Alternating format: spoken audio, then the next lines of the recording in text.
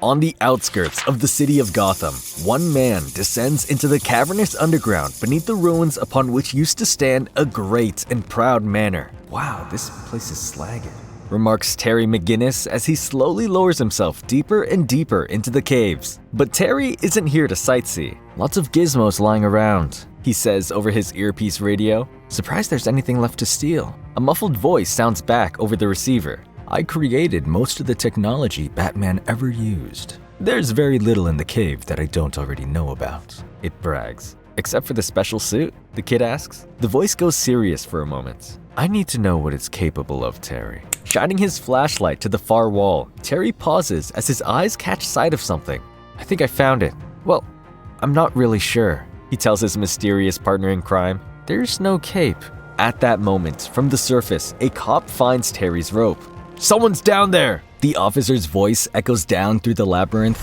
"Shit, they know I'm here!" Terry whispers frantically over his earpiece. "Put on the suit," his partner tells him. As McGinnis hurriedly dons the suit, two flashlight beams pierce the darkness. "What the hell is that?" one of the officers shouts. "Okay, now what?" Terry exclaims as the iconic black and red suits of Batman Beyond stares the two cops down. The two officers rush towards Terry, trying to take him down as fast as possible. Terry's benefactor begins hacking into the suit's internal systems as the boy fights to stay out of handcuffs. As Terry flounders through his first actual fight as Batman, he discovers a number of the suit's most powerful functions on the spot. The Batman Beyond suit, Terry learns, is equipped with retractable claws, bulletproof armor, heavily increased strength and speed, and even wings. Within minutes, Terry has beaten his way through both officers and finds himself escaping into the night.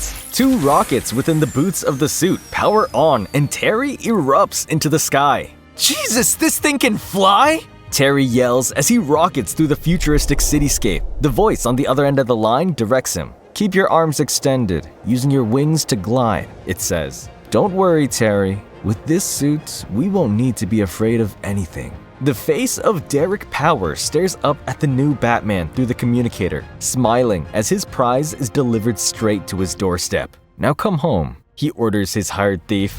On the other side of Gotham, in the dead of night, a riot breaks out amongst the prisoners of Stonegate Prison. Alarms flash and shouting bounces across the halls as the prison gang, the Sons of Azrael, holds a prison guard hostage in the cafeteria. The man in question? Captain Jason Todd. The guards wait behind the door, frightened to even approach the prisoners in question, until a steely voice grumbles out from behind them. "Give me your weapon," it says. A large prisoner with graying silver hair towers above the guards, staring down at them with disdain as they argue amongst themselves. This is Bruce Wayne, years after being imprisoned for his illegal operations as the vigilante Batman.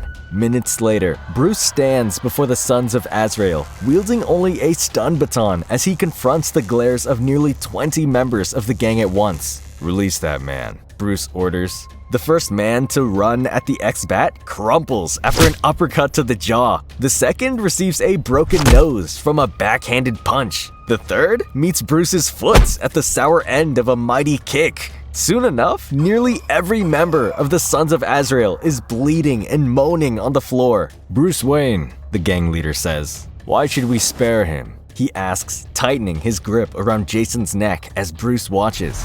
"Jean-Paul Valley owes me a debt for saving his life," Bruce argues at the remaining Sons of Azrael. "I'm asking you to honor that debt by sparing this man." Some of the members erupt at what they perceive as Bruce's arrogance, but the cool, calm demeanor of the old Bat soon triumphs. "Azrael told me about the debt. He had great respect for you, Bruce," the gang leader points threateningly before roughly tossing Jason to the floor, still breathing. "The Sons of Azrael agree to release the son of Batman," the man tells Bruce. "Consider the debt paid."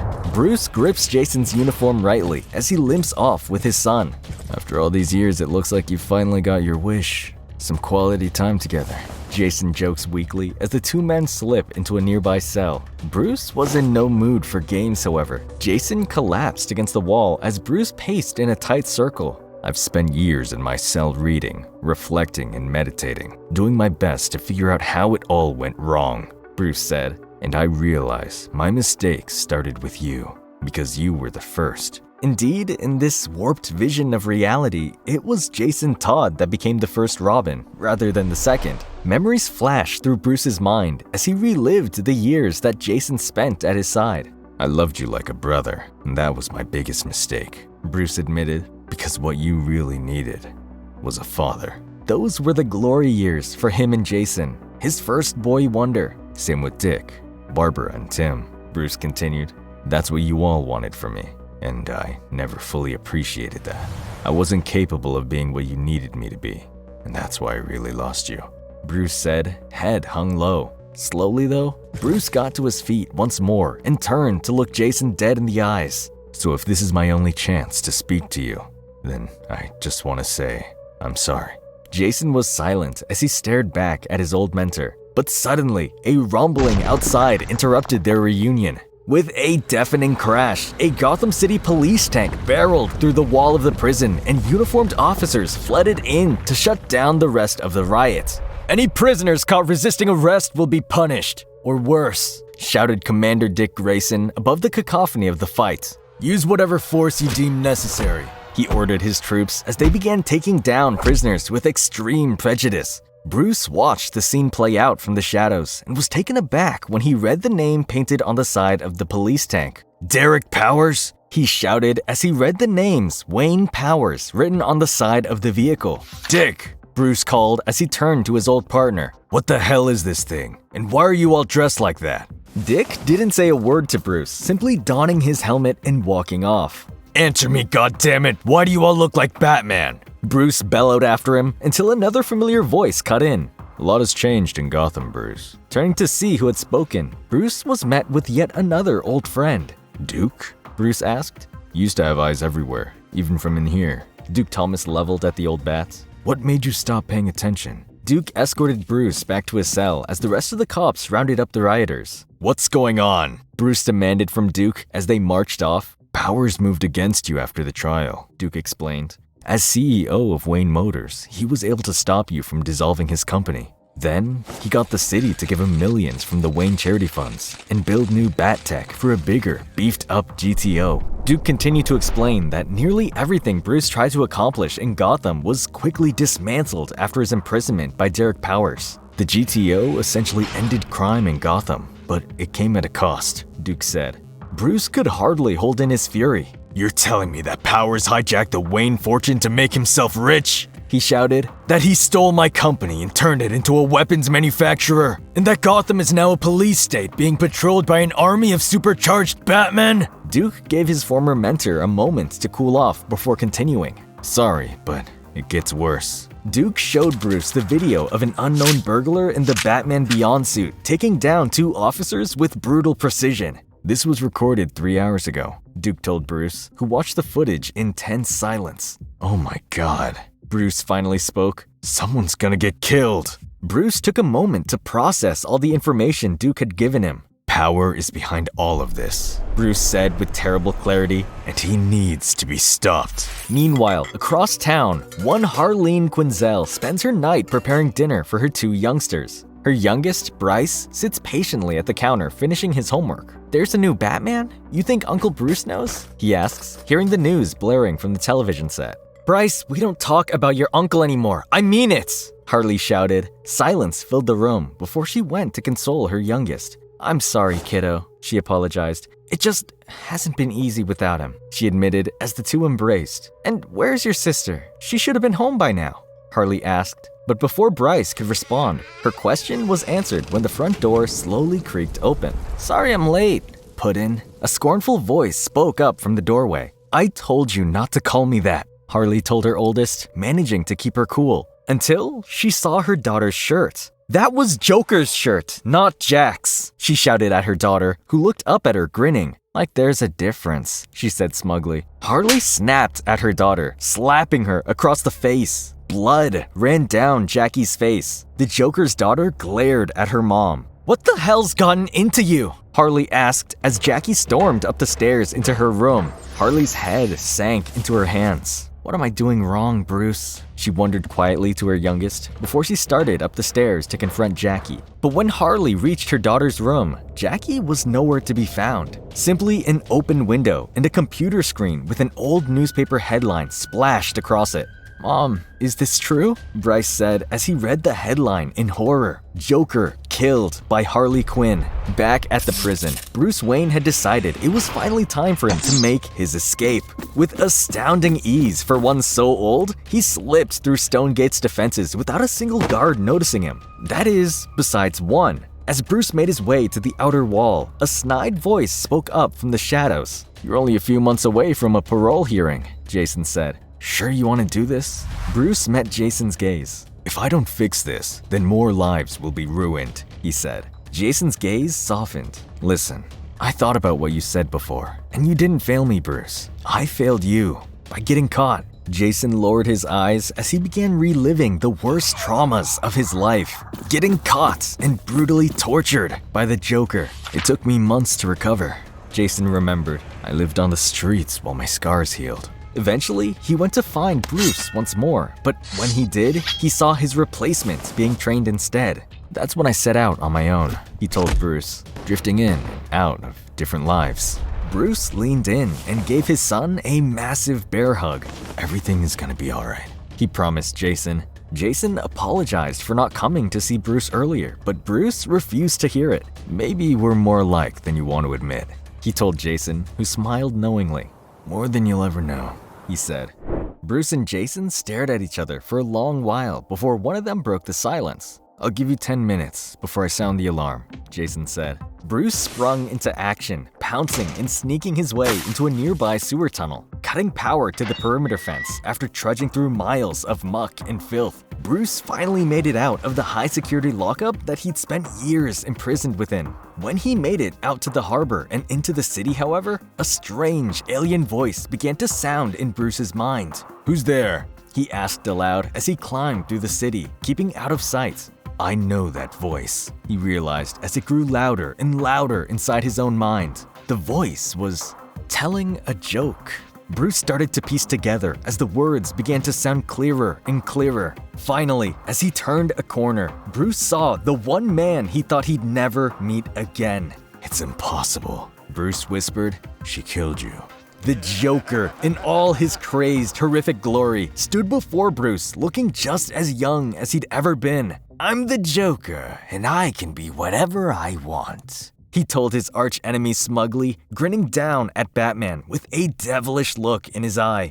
1 month before Terry McGinnis was hired to steal the Batman Beyond suit, he was found by the Gotham police while beating a criminal nearly to death on the streets of Gotham. "This man killed my father!" Terry screamed at Dick Grayson as the captain tried to pry him off the murderer. "Trust me, I know exactly what you're feeling, but this isn't the way to handle it," Dick ordered Terry, picking him up and carrying him off the premises. Waiting for Terry was one Derek Powers, the recently mega-rich benefactor behind Gotham's inhumane crackdown on crime.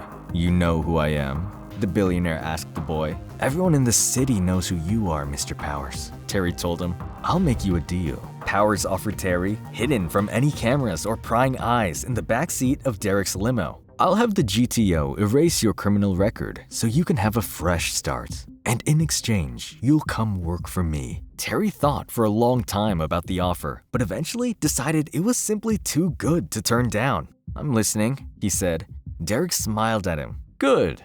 Now, tell me what you know about Batman." Back in the present, having successfully stolen the Beyond suit, Terry was staying hidden from the police force he knew was out in full force searching for him. But with the power of the Batsuit at his fingertips, Terry also knew that there was no force on Earth powerful enough to catch him if he didn't want to be found. Across town, Bruce Wayne was struggling not to go into cardiac arrest as he stared back at the face of his most hated enemy. "Joker!" he bellowed, striking out on instinct at the clown prince of crime. But to Bruce's surprise, his fist traveled harmlessly through Joker's torso. "Calm down so I can explain," Joker told Bruce, who was far from calming down. Bruce's next blow went right through the man too, at which point he realized he wasn't going to be able to punch his way out of this one. Finally, Bruce sat down to listen to what the Joker had to say. "I know exactly what you're thinking," Joker started. "That I'm some sort of hallucination.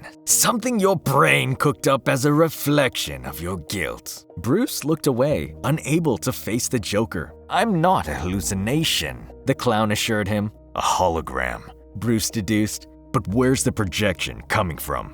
Joker couldn't help but smirk. "Inside your head." "What?" Bruce shouted, letting his anger get the better of him once more. "Remember years ago when I kicked your ass on that rooftop?" Joker asked cutely. "That's when you put a microchip in my head? When I was unconscious?" Bruce realized angrily. "Clever little scamp, wasn't it?" Joker chided, but suddenly Bruce collapsed to the floor. "Bats?" Joker knelt with him, genuine concern on his face. Bruce was struggling to stay upright. "Heart attack?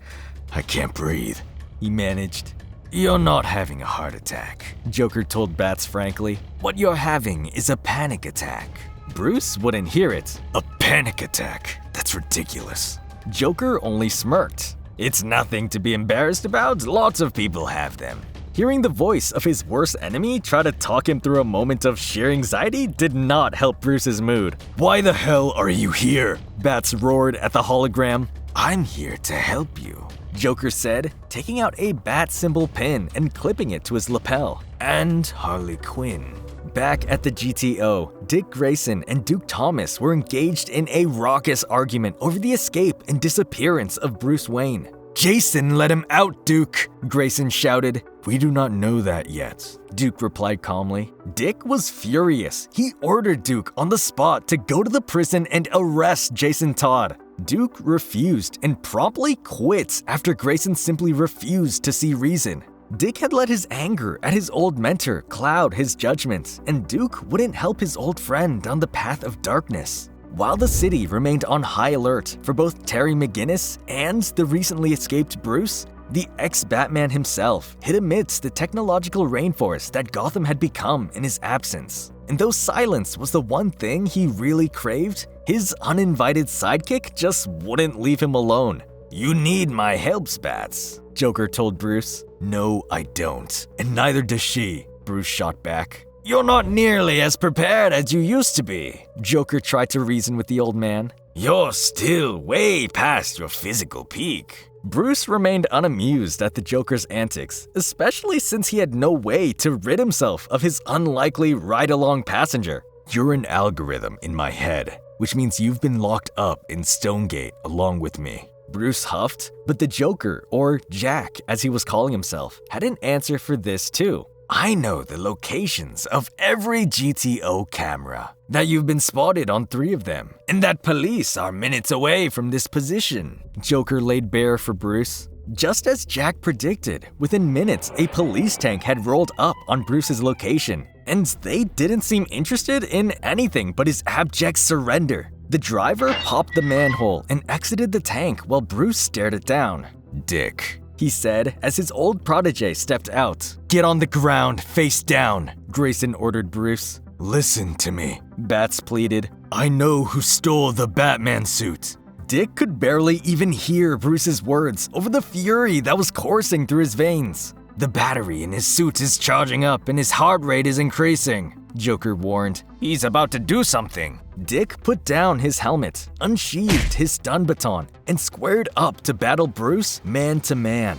Bruce got the first few hits in, taking advantage of Dick's lack of practice against real combatants since he joined the force. But Grayson's youth, paired with his incredibly high-tech suit of body armor, gave the ex-boy wonder the upper hand as the fight intensified. One brutal headbutt and a follow-up sucker punch later, and Bruce hit the deck hard. But after Grayson believed he'd won, he let his guard down as he approached to handcuff Bruce and take him away.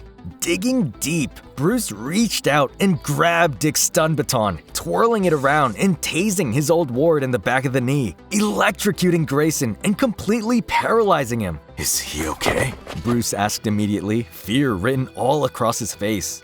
"He's fine," Joker assured him. "The suit's been shorted out, but the battery will recharge quickly." Bruce got to work tying Grayson up so he couldn't follow. "If you want to protect Gotham," he told Robin, "you imprison the criminals. not the entire city. With that, Bruce strode off into the night once more, content to rely on his holographic archenemy to help him avoid any more surprise police interruptions. "What did I tell you? You can totally trust me!" Jack exclaimed as the two men walked off into the city. "You gave me tactical advice and I went with it.